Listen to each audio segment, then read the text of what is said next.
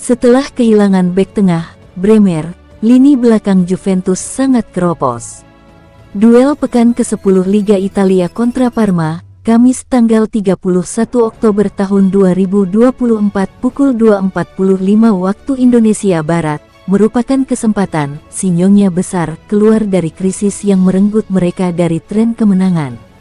Cedera ligamen krusiat anterior ACL yang diderita Bremer pada laga Liga Champions melawan RB Leipzig tanggal 3 Oktober lalu, membuat Juve kehilangan tembok di zona pertahanan. Dalam 7 game sebelum Bremer naik meja operasi, Juve hanya kemasukan 1 gol oleh PSV Eindhoven di Liga Champions. Setelah bek asal Brasil menderita cedera pada menit ke-6 kontra Leipzig, Juve telah kemasukan 8 gol dalam 5 pertandingan. Rekor nirbobol dalam 6 laga awal Serie A runtuh pada pekan ke-7 oleh Cagliari. Hanya 1 kali Juve mengoleksi nirbobol tanpa kehadiran Bremer. Itu tercipta ketika mengalahkan Lazio 1-0 tanggal 20 Oktober lalu. Membesarnya kuantitas gol yang bersarang ke gawang Juve sejalan dengan peningkatan tembakan yang tercipta di pertahanan anak asuhan Thiago Motta. Si Nyonya besar sudah menderita 42 tembakan, termasuk 18 tembakan dari Inter Milan, pada derby Italia, Senin tanggal 28 Oktober tahun 2024 WIB kemarin. Tak ayal, predikat Juve sebagai tim pertahanan terkokoh di Italia sudah bisa disamai Napoli. Kedua tim kemasukan 5 gol dalam 9 laga. Juve pun sudah tidak menang dalam 2 pertandingan terakhir.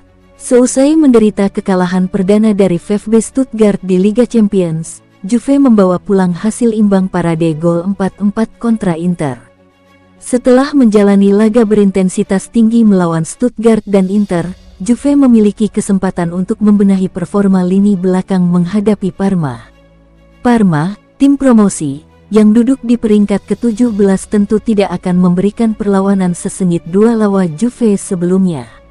Secara kualitas lini depan, Parma memang tidak sebanding dengan duet Lautaro Martinez dan Marcus Thuram milik Inter, tetapi Juve juga patut waspada dengan tim berjuluk I Gialloblu itu. Parma gemar melepaskan tembakan dari luar kotak penalti untuk mencari alternatif ancaman ke gawang lawan.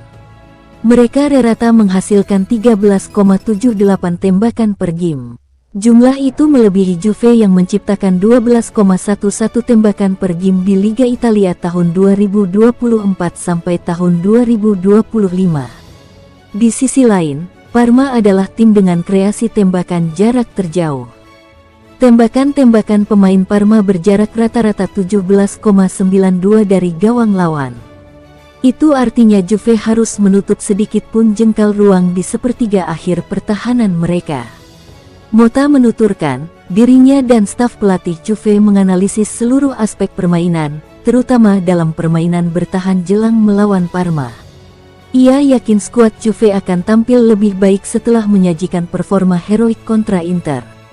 Setiap pertandingan memiliki cerita berbeda. Kami masih bisa meningkatkan diri di seluruh aspek, tetapi kami tidak boleh lagi membiarkan lawan terlalu mudah mengancam gawang kami, ujar Motta dilansir Tuttosport, Selasa tanggal 29 Oktober tahun 2024. Jika lengah, Juve bisa kembali mengalami penderitaan. Pasalnya, Parma selalu bisa membawa pulang pada 3 game tandang terakhir di Liga Italia.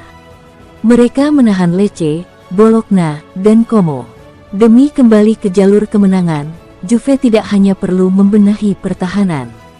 Mereka juga wajib lebih klinis dalam menyerang.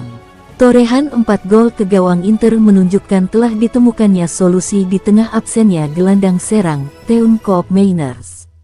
Gelandang, Weston McKennie, bisa menopang penyerang, Dusan Vlahovic, sekaligus menyajikan 2 assist melawan Inter. Francisco Conceicao, penyerang sayap, juga semakin menunjukkan peran pentingnya bagi Juve. Kolaborasinya dengan Andrea Cambiaso membuat sisi serangan kanan si Nyonya besar amat berbahaya. Juve juga masih memiliki Kenan Yildiz dan Timothy Weah yang bisa berbagi peran di sisi kiri. Agresivitas bek sayap kiri, Juan Cabal, juga mulai memberikan pengaruh bagi pola menyerang dan bertahan Juve. Dalam menyerang, Kami sudah semakin baik menciptakan banyak peluang berbahaya, ucap Mota.